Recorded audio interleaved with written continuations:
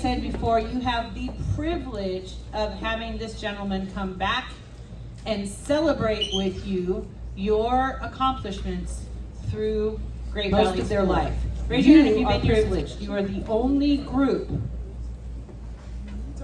only group that has had the presence of this wise gentleman 4 times. And this is the first time we've done a commencement for you at the end. This gentleman not only has been my close trusted friend for 14 years and business partner mentor, but he has traveled all over the world. He has done things I want to do, been places I want to go. I continue to follow him and will continue to follow him for as long as I follow anybody because he continues to grow himself. He is the example of a leader that everyone should follow. With that, I want you to make some noise.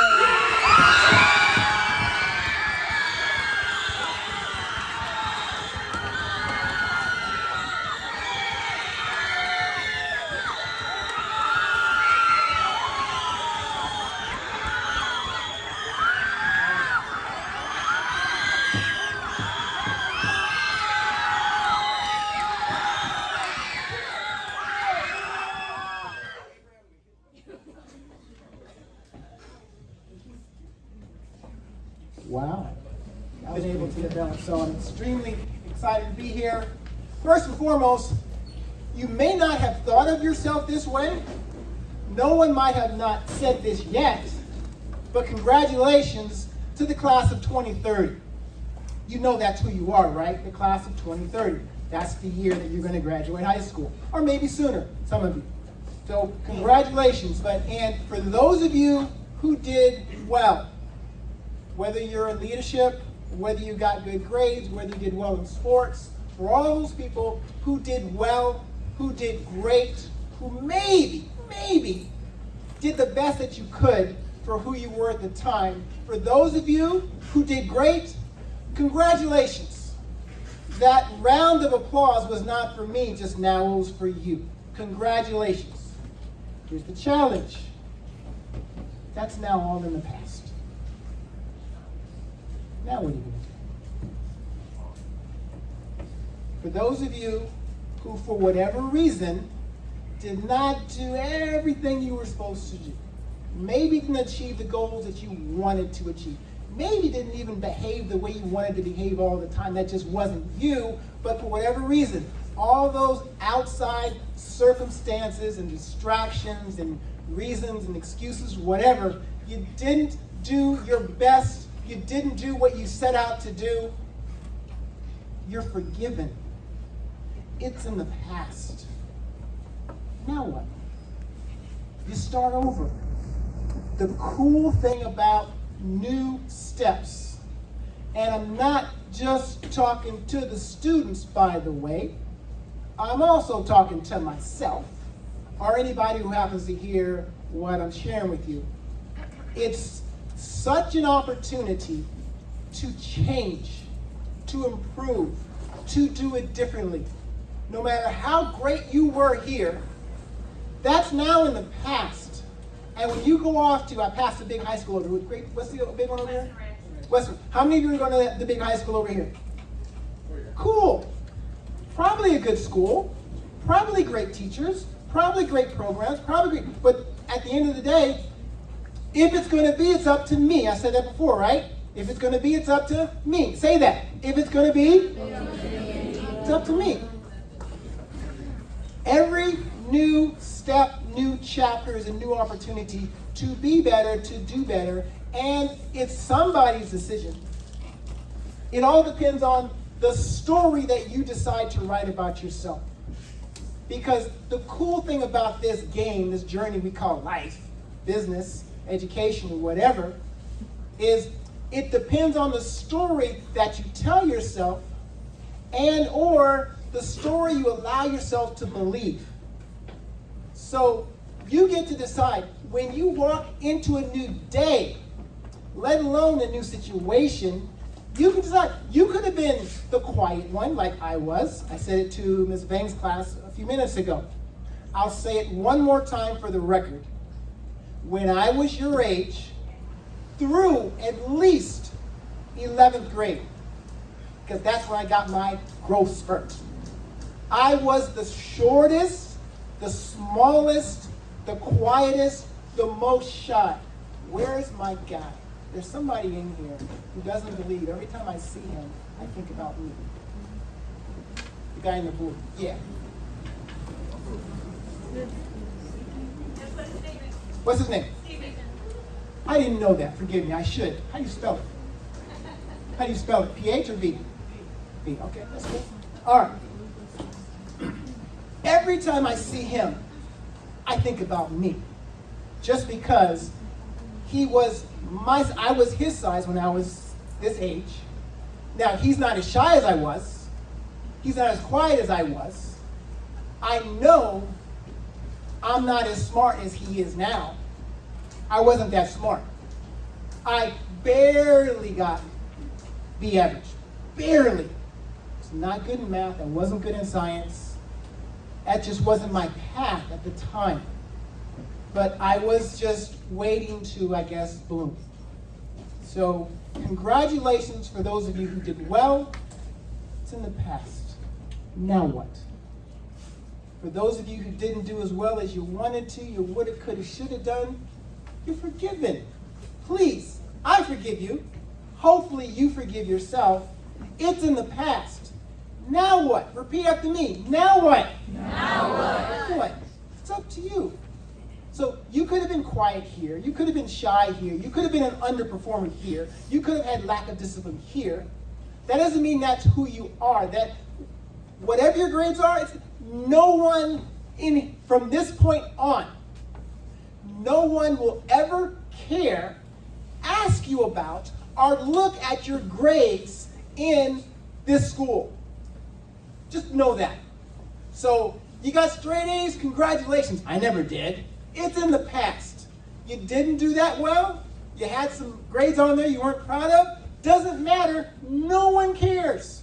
No one will see it. It doesn't define you now. It is an indication on how things could continue at current course and speed if you don't change, but it's up to you. New day, new opportunity. Make sense?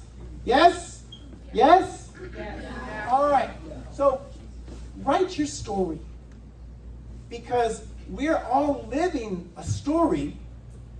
We're either living the story that we've written for ourselves, or we've written the story that someone else has written for us. And when you're part of that story, it usually doesn't go well, or it doesn't go as well as it could. We've talked a lot about success over our interactions together over the past school year, right? Yes. And the biggest thing is there's only one person for you who decides what success is. Who decides what success is for you? You do, right? So repeat after me. In confident, just that tone where no one doubts you. Who decides? I decide. Say, I decide. I decide. I decide. I decide. I decide. I decide. You can say it. This is one of those things. If for whatever reason you don't feel comfortable saying it out loud, that's okay. If for whatever reason you don't feel comfortable, even if you just lip sync it. Lip sync it. Okay? So it's so important. It's not as important saying it in this environment. It's so much more important saying it to yourself when you're all by yourself or when you're looking in the mirror. Okay? So who decides on what success is for you? I decide. Say it. I decide. I decide. I decide. I decide. I decide. Okay? Unless you give that control and that power to somebody else. You can if you want to.